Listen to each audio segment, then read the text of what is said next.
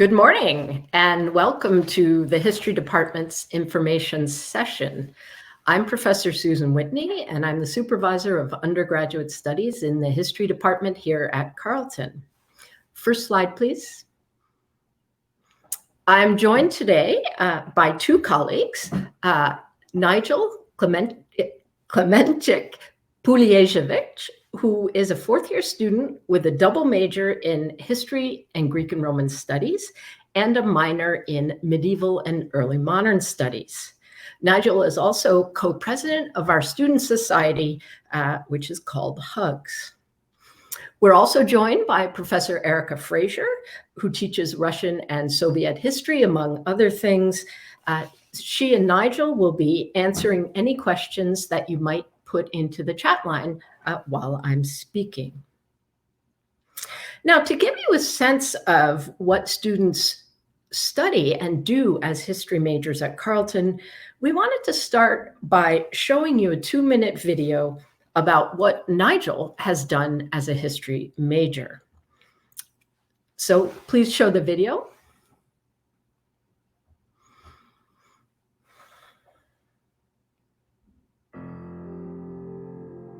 My name is Nigel. I am in my 4th year of Carleton's history program, double majoring in Greek and Roman studies and also minoring in archaeology and medieval and early modern studies.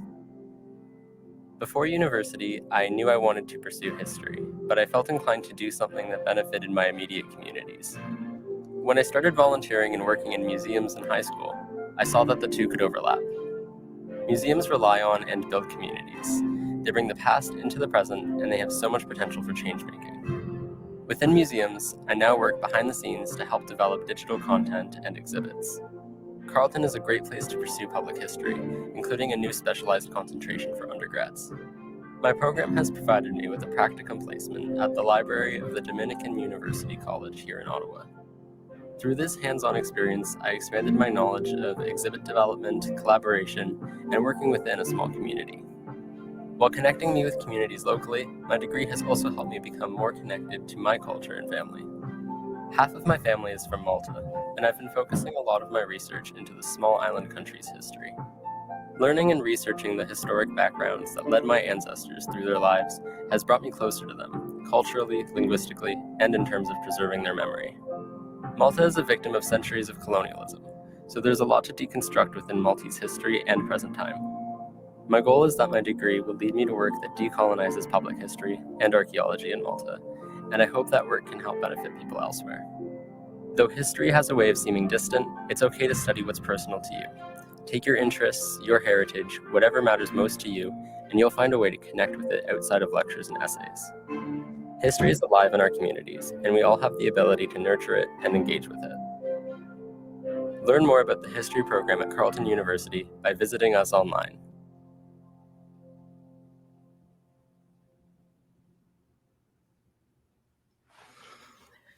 Well, thank you. You're one of the first audiences to see that video. And as the video suggests, we encourage our students to shape their studies in ways that are meaningful to them. And we encourage students to do practicums and co-op placements. And these provide real-world opportunities to apply what you're learning in your history classes. Now, before I tell you about what you can study at Carleton, I wanted to address a question that some of you might have.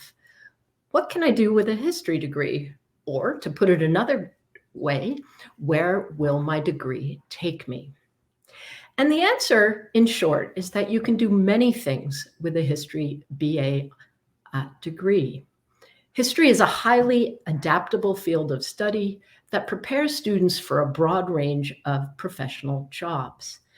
Now, the slide that we're looking at here is from a study that the major American Historical Association did, and it shows the careers that history majors in the United States went into according to a large recent study. As you can see from this slide, most professions are represented here. And if you look at the top 5 fields that history graduates work in, they are education, and this includes teaching at all levels, right up to being a professor or working in a library. It includes management, working in business, science, or the arts in management positions. It includes law. Lots of our history majors go on to become lawyers and some judges. Sales or administration. As Nigel's video suggests, many of our students are interested in working in museums, and history majors also go on to work in museums, although I'm not sure exactly where that would fit on this chart. The head of the world-renowned Museum of Fine Arts in Boston is a graduate of Carleton's history department, not an art history department. Carleton history graduates work at the Museum of Canadian History and at the Canadian War Museum here in Ottawa, as well as in a range of other smaller historical museums. History majors also go into other jobs that might seem less obvious, including in the military and in intelligence. We're proud that a Carleton history graduate, Vincent Rigby, recently retired after 3 years as Canada's National Security Advisor. Before that, he served as the Associate Deputy Minister of Foreign Affairs. And he recently visited one of our fourth-year seminars to talk to students about his experience. History majors go on to a range of jobs because history teaches you the kinds of skills that you can take to many professional jobs and workplaces. In your classes, if we can have the next slide, please, you'll learn how to do research, how to analyze and evaluate evidence, and how to communicate and argue your position, both in writing and when speaking. And as Nigel has talked about in the video, you can design your own studies to learn more about the history of your family or your community. Our courses explore a broad range of topics, from war and revolution to sport and society, from encounters between European settlers and Indigenous peoples in North America, Africa, and the Caribbean, to Cold War politics in Europe. And Professor Fraser has taught courses on that. We also offer courses in international and world history, in medieval and early modern history, as well as courses on countries and regions around the world, including, of course, Canada, the United States, Europe, Asia, and Latin America. In our courses, we ask students to do different types of assignments. Of course, you'll write essays and do research papers, but you might also be asked to write a briefing note for a government official like Vincent Rigby, or create a website, or make a podcast, or create a digital map, or even create part of a museum exhibition. Students in a recent second-year class researched the history of Ottawa in teams, and when they finished their research, the teams presented their findings to the National Capital Commission, next slide please, which oversees heritage in Ottawa. And their research was used to turn the utility boxes on Confederation Boulevard into pieces of public history like the one that you see on your slide. Now, each year in history as a major is a bit different. When you enter in your first year, you're introduced to studying history at university. You're required to take 2 semesters of history courses. You could choose between a lecture course that surveys the history of a region like Europe or countries like Canada over hundreds of years, or you could choose a first-year seminar which is a smaller, more focused examination of one historical topic.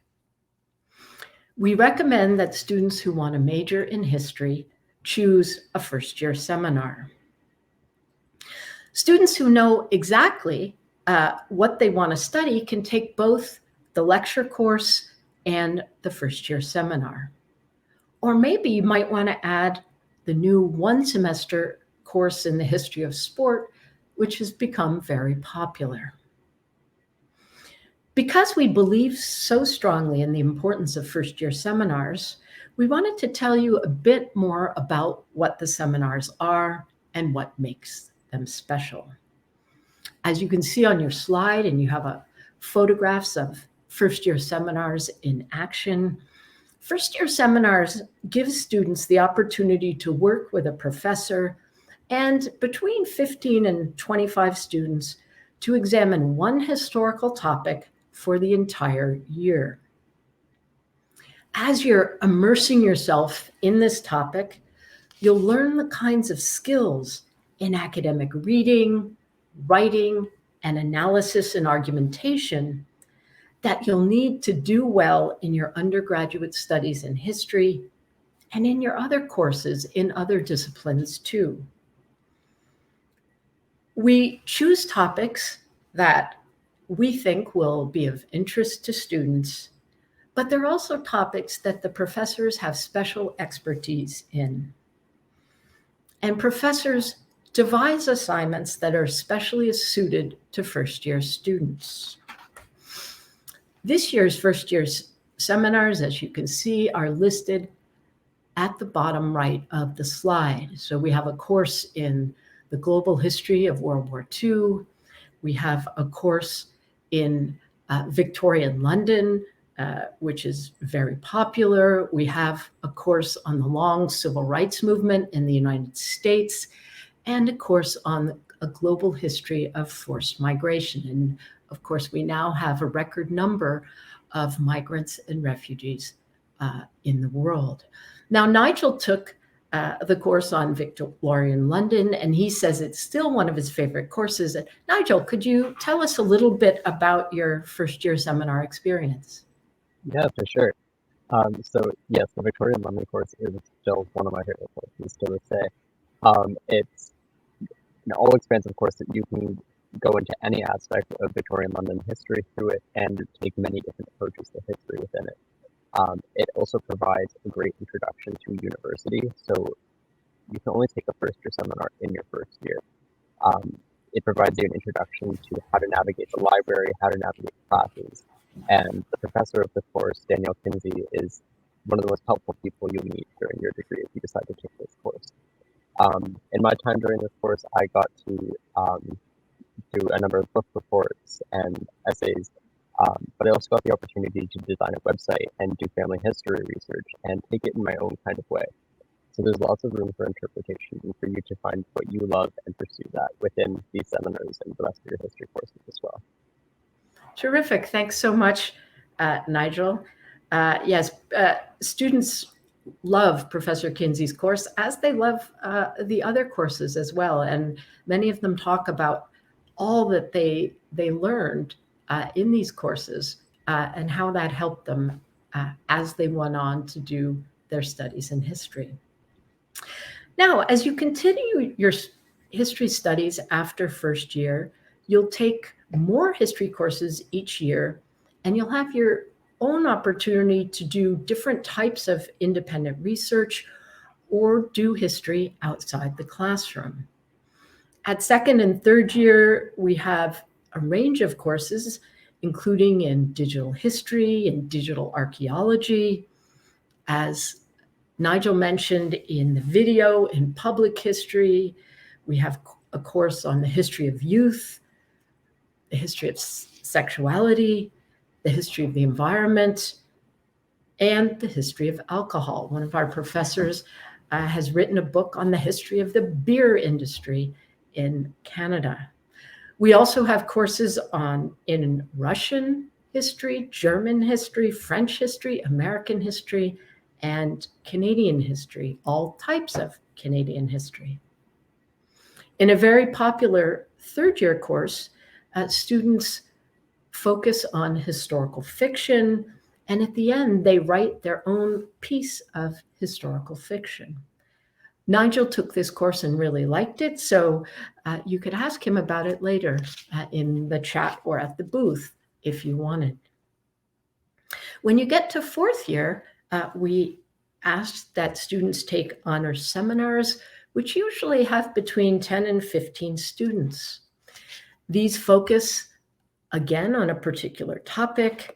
To give you some recent examples, you might study love and family during the French Revolution, life in the Middle Ages, or Paris in the Jazz Age, and that's a course that I created. In seminar courses, you get together with your professor and other students to discuss the readings weekly, but you also do a variety of assignments that lead up to a larger piece of historical research on your own part. And you're taught how to do that historical research as you go. Next slide, please.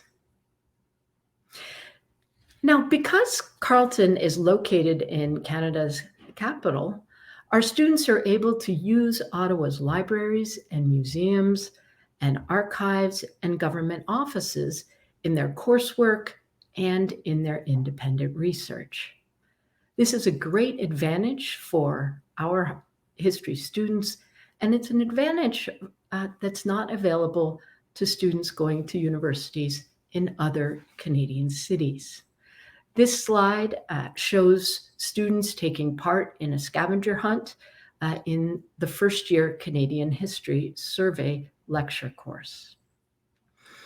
But of course, it's not just in coursework. Students also use Ottawa's archives and government agencies in their independent research projects in their upper year courses.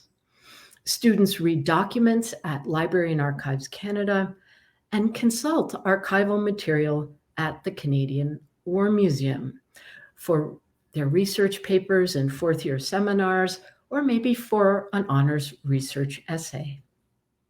One of my former seminar students in a course I taught on Europe between the two world wars was the first person to read the thousands of postcards that Canadian soldiers had sent home to their families from the Western Front during the First World War.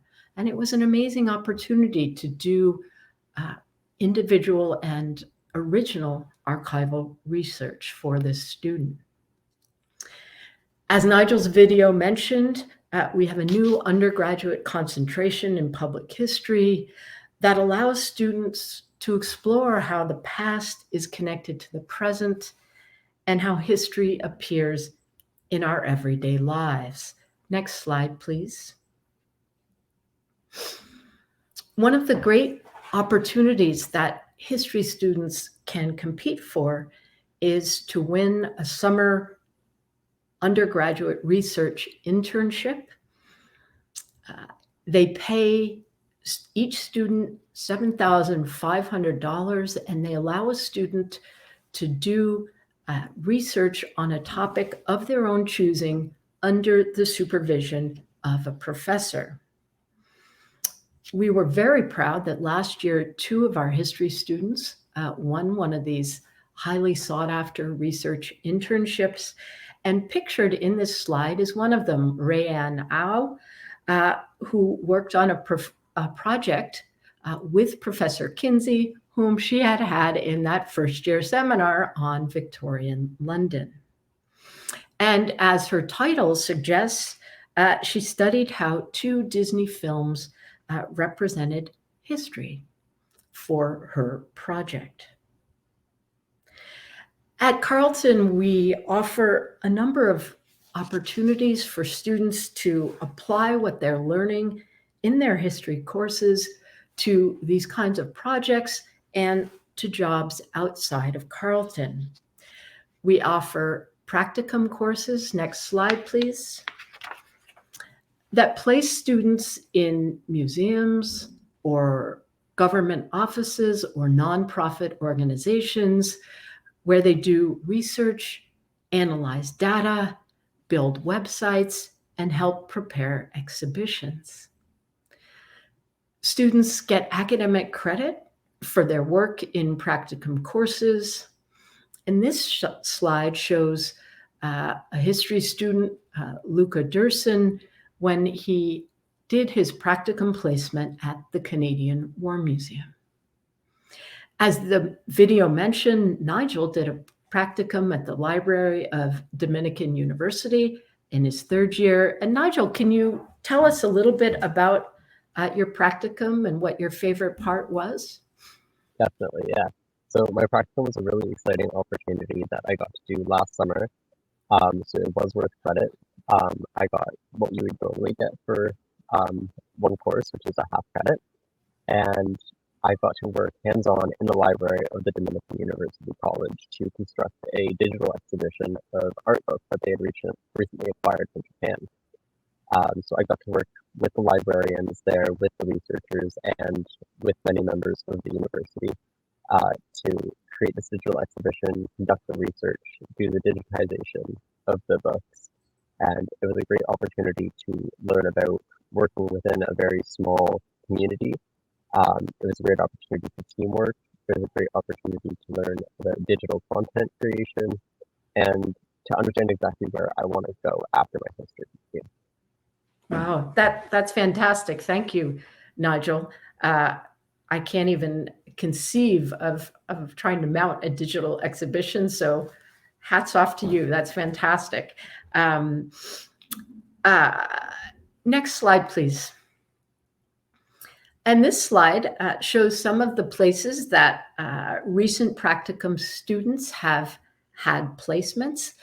You can see we have the National Capital Commission, Library and Archives Canada, the Canada Science and Technology Museum, Skate Canada. We have a number of students who work at Indigenous and Northern Affairs Canada. And so it's a real range of places where our practicum students have their placements. Next slide, please. We also offer history majors a co-op option, and this allows students to get paid work experience while doing their undergraduate degrees.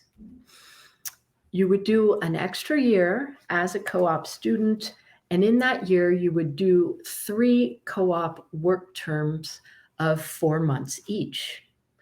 And usually students do it in 3 different work settings, although sometimes when the co-op has gone so well, you might extend it for the second co-op term. You can see on this slide what some recent co-op placements have been. And again, you see the range of opportunities, and it's a mixture of professional and government workplaces that exist only in the nation's capital. Next slide, please. Students who do co-op talk about how valuable it is for them to get work experience in a professional workplace as they're studying for their degree. A student who worked as an analyst at Crown Indigenous Relations and Northern Affairs Canada this summer talked in her report about how meaningful it had been for her to be able to be in the Zoom room during negotiations over Indigenous land claims, especially because she had studied Indigenous history with Professor Hogue, and because she was working at the very moment when new graves of residential school students kept tragically being discovered this summer. She really felt like she was participating in history as it was being made. Co-op students also talk about the importance of making connections with professionals and seeing the skills they learn in their history courses, seeing how they're useful in the workplace. Sort of like Nigel as well did in his practicum. If students do well in both the practicum and co-op placements, they might be offered other positions, maybe longer term or even permanent positions after they graduate. Of course, we help all our students make professional connections. We hold an annual career night. Next slide, please. That allows students to meet with Carleton alumni and hear about their jobs and their professional journeys to those jobs. And we always try to bring in young alumni who have faced some similar workplace challenges and issues as current students do. Many of our students decide after doing their BA that they might want to do an MA in history, and Nigel himself is going to apply for an MA in history. And some pursue work in the government as they do their graduate studies, because the federal government has a student work program, SWEP, that our students take advantage of. And if you want to watch the second video on our website, you'll see how this works with Emily, who is featured. You hear Emily's story in that particular video. Now, Carleton's history department is small enough to be a real community, but large enough to allow you to explore your interests. We have 25 full-time faculty members who teach an astonishing range of courses and oversee all kinds of innovative and interesting research projects. This next slide, shows you some of the projects that our faculty members are currently working on and overseeing or have recently overseen. Professor Evans, who is our German historian, is leading a team of scholars and students researching how historical analysis informs opposition to neo-Nazism and right-wing politics, and how social media spreads far-right ideas and movements. And her group has sponsored these wonderful international Zoom sessions recently. Professor Laura Matacoro oversees a project investigating global patterns of migration and global places of sanctuary for refugees.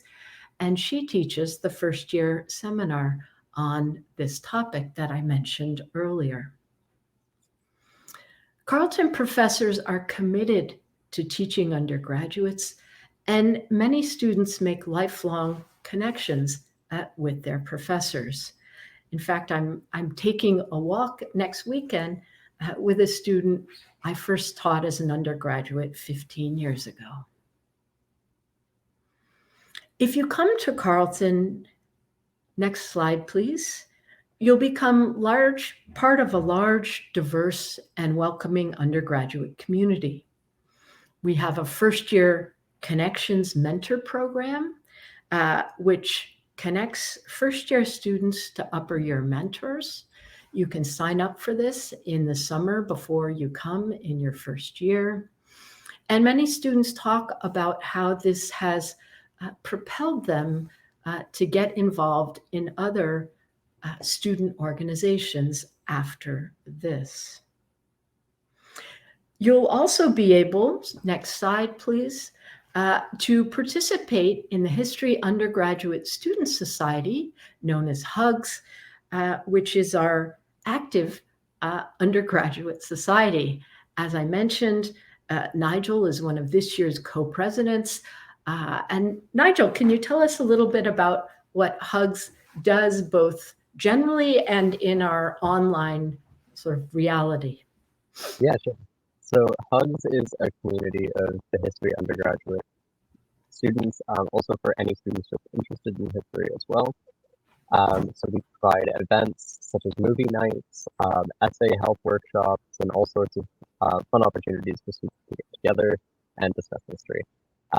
Since COVID has hit, we've gone entirely virtual, including our movie nights and other events. We currently offer essay help workshops one-on-one with upper year students. And we also currently have a membership of over 300 students on our Discord server. So it's a great community to get involved with and to engage with history and to make friends through and make all sorts of connections. Well, thank you. And I have to say that Hugs played a really important role last year. And one of the things it did was a very comprehensive student survey of how students were experiencing being a student during the pandemic. They presented it to professors. It was extremely professionally done. And it really helped professors understand what students were going through. And it was presented in mid-year, and many professors altered what they were going to teach in the winter and some of their assignments based on that survey. So we're very fortunate and happy to have such a vibrant student organization like Hugs, and to have active students like Nigel in our department. Next slide, please.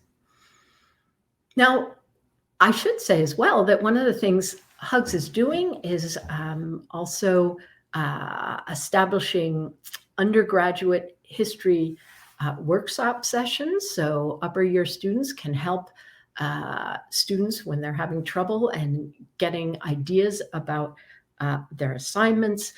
But the history department also has two people whose job it is to help undergraduates. There is, I don't have a picture of her, but the undergraduate administrator, Tanya Schwartz, who herself has been a student at Carleton doing her BA honors, so she knows what it's like. Tanya is so dedicated to her job that she won the big campus-wide award for service excellence last year, and students helped nominate her. And what students wrote was just amazing about how incredibly helpful Tanya is to them. There's also me, my job as undergraduate supervisor. So between the two of us, Tanya and I can give you advice on course selection, on how to read your academic audit, which can be more complicated than it should be at Carleton. We can give you advice about how and when to study abroad. We can talk about career options.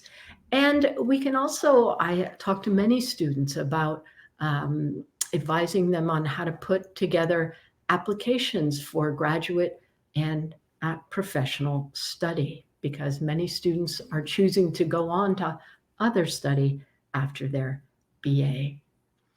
Last slide, please. So that concludes our presentation today, and I hope that you now have a better sense of what you could study at Carleton if you came to either take classes or to be a history major. I encourage you to ask any questions you have in the chat line for the next 10 minutes, or we will be transitioning to the booth starting at 12, and I will be there till 3:30 when it ends. And I'm sure Nigel and Erica will show me how to use it. It will be great. So you can talk to any of us in the booth, and we hope to see you, and we hope to see you on campus next year. Thank you.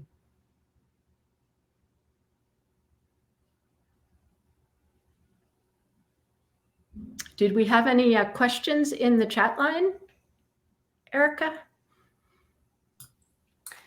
Nope, not yet, but we're here for a few more minutes, folks. So you don't have to wait for the booth, so we can take some. Here's one from Brett. How do you recommend picking courses? Yes. Okay, we're gonna throw that over to Nigel. Nigel, how do you recommend picking courses? All right. Yeah, picking courses is not necessarily the easiest thing that you will do. But it's easiest to go about it by talking to Tanya. As Dr. Whitney mentioned, Tanya is one of the most helpful people in the world. I would do anything for Tanya. She will help you figure out which courses are your mandatory courses, and figure out which courses are of most personal interest to you, so you can take those ones as well.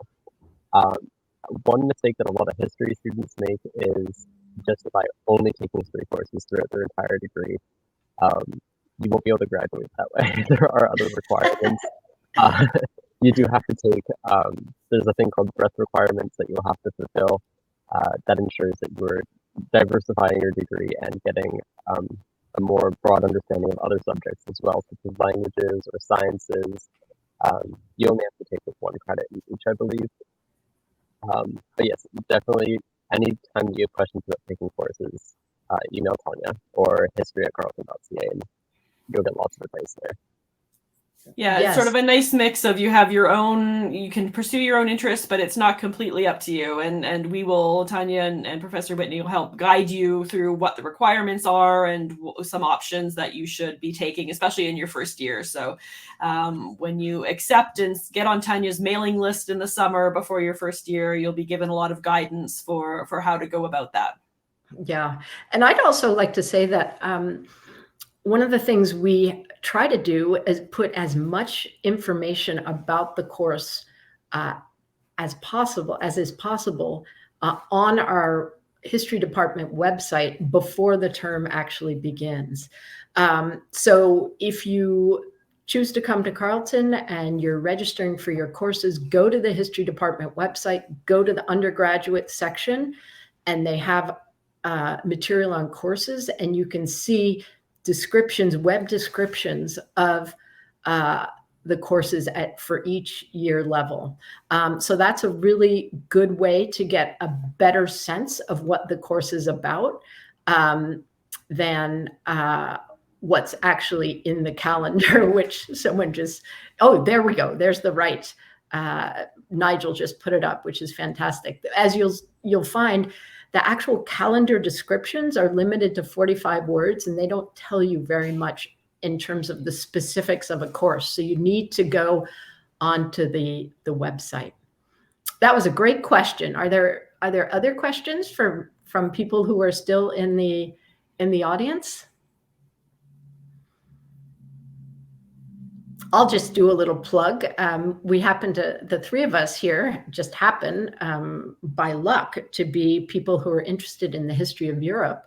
And I'm always interested that one of the things Canadian students do less than their American counterparts is to study abroad. And I always like to encourage people to think about studying abroad for a semester or a year. We have partnerships with hundreds of universities in many, many countries around the world. And history is very good at accepting the courses that you take at other universities. And certainly Emily, who's in the other video, she went to the University of Edinburgh during her 3rd year. And she talks about how for someone interested in European history, it was just so beneficial to actually study at a European university and to be able to travel during the breaks and to see the countries that she'd been studying about. So as I mentioned, Professor Fraser is a historian of the former Soviet Union and Russia. And so, of course, has spent a lot of time in Russia, and being there is just no substitute.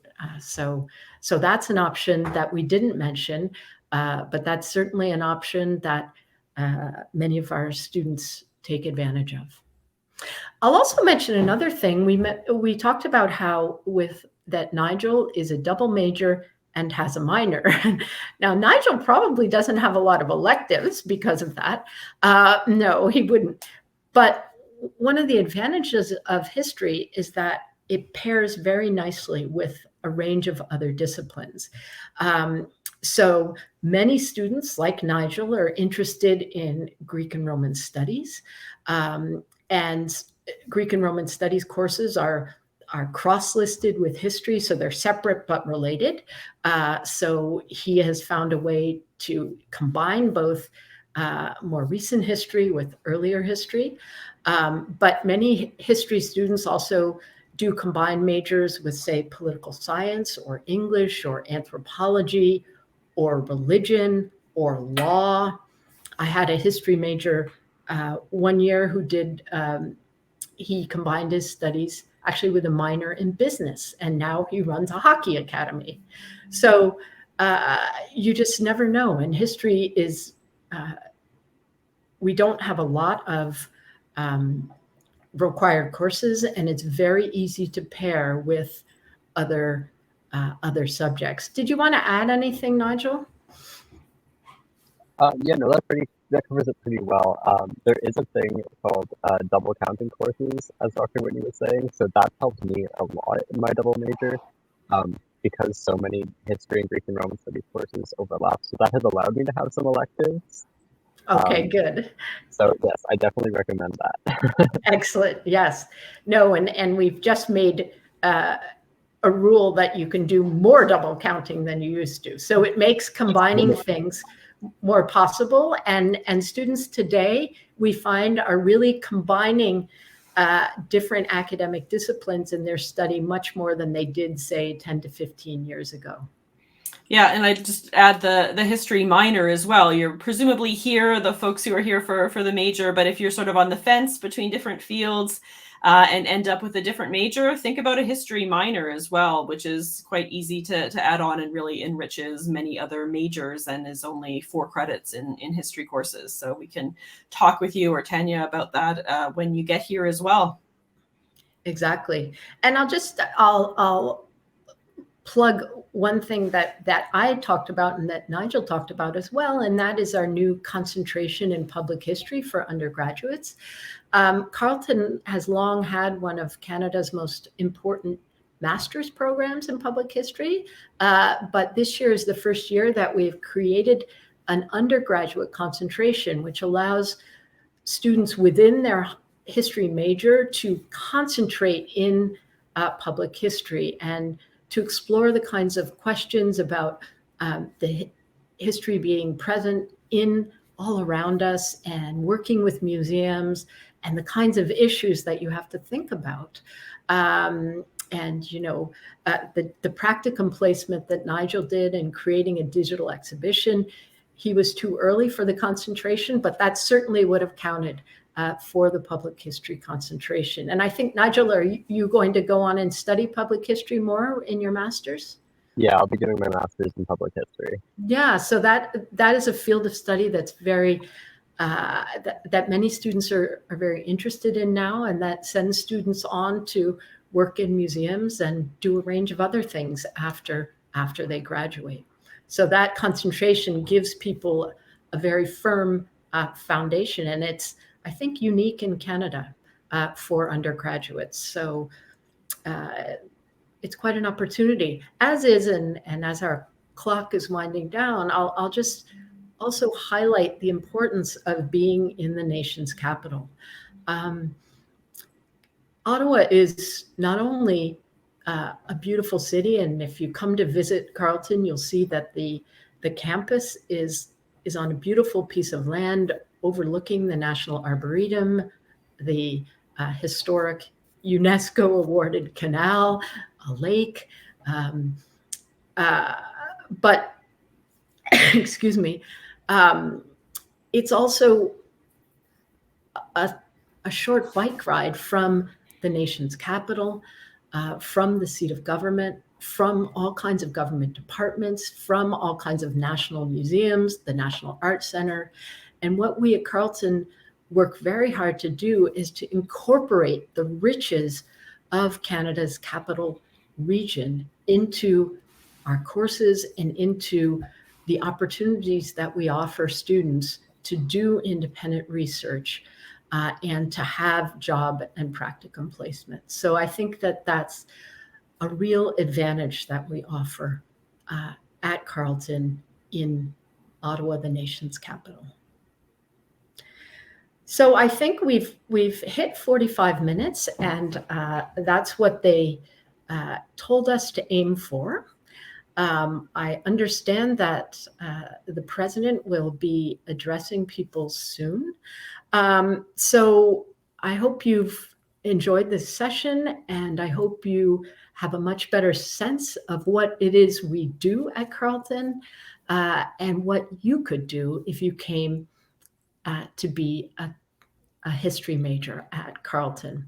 So we hope you also pop into the booth and ask us some other questions if you have them. And most of all, we hope to see you on campus. Thank you very much.